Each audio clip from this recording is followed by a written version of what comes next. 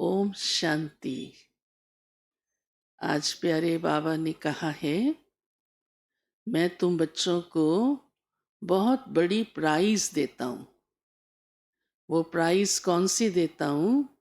राजाई पद पाने की। और इस समय ही ज्ञान से वो प्राइज मिलती है।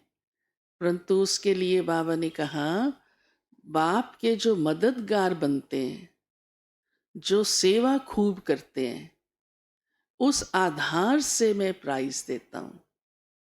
ज्ञान में तो आ गए, बाबा के बन गए, सब बन जाते हैं, परंतु जो बाबा की श्रीमत को फॉलो करते हैं, सेवा करके दिखाते हैं, तो बाबा जरूर उन पर खुश होगा ना। उनको बाबा कहते हैं, मैं विशेष राजाई पद की प्राइज देता हूँ। फिर विशेष बात बाबा ने कही है कि ज्ञान की डांस किनके आगे अच्छी होती है। बाबा ज्ञान को भी डांस कहते हैं ना, क्योंकि ज्ञान से बहुत खुशी होती है। मन मयूर नाचने लगता है, अंदर ही अंदर बहुत प्रफुल्लित होता है, और उससे हमारे सारे नए नक्श आदि भी कितने खुशहाल दिखाई देते हैं। तो बाबा कहते हैं, मैं करता हूँ ज्ञान का डांस। तो जब बच्चे ज्ञान सुनने के शौकीन होते हैं, जैसे आप देखो डांस करने वाला व्यक्ति डांस कर रहा और देखने वाले इंटरेस्ट न ले, तो उसके डांस में भी उसका असर आ जाता है। वो दम, वो उमंग नहीं आ पाता है। तो बाबा कहते हैं, मेरे भी बच्चे जो ज्ञान के शौकीन हैं, अच्छी तरह सुनते हैं बाबा की बातों को, निश्चय रखते हैं कि हाँ, भगवान हमें पढ़ा रहा है, तो बाबा की भी ज्ञान डांस बहुत अच्छी चलती है। बाबा भी फिर ज्ञान की कितनी बड़ी बड़ी बातें, हाँ, कितनी राज की बातें सुनाते हैं।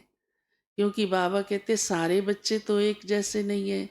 कई बच्चे इतना ज्ञान के शौकीन, इतना ध्यान या इतना इंटरेस्ट, तो सिर्फ भावना होती है, हाँ भगवान की मुरली चल रही है, तो आ जाते हैं और बैठ जाते हैं, तो फर्क पड़ जाता है।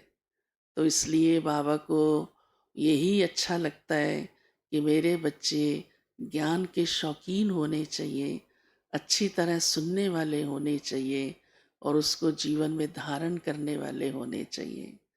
साथ ही बाबा ने कहा है कि ये जन्म आपका विशेष, क्योंकि भविष्य हम सतयुगी दुनिया में जाते हैं, तो इसी ही जन्म में गुणवान बनना है। क्योंकि देवता माना गुणों की धारणा, तो अब ही हम गुणवान बनते हैं इस पढ़ाई से, तो हमारा देवताई जन्म होता है। साथ ही बाबा ने आज राज ऋषि का टाइटल भी हम सबको दिया है कि आप राजयोगी हो, राज ऋषि हो, और इसी ही समय इस जन्म में आप ये पुरुषार्थ करते हो आत्मा समझ बाप को याद करने का, तो आत्मा पवित्र बन जाती है, सतो प्रधान बन जाती है, और फिर सतो प्रधान दुनिया में चलती है।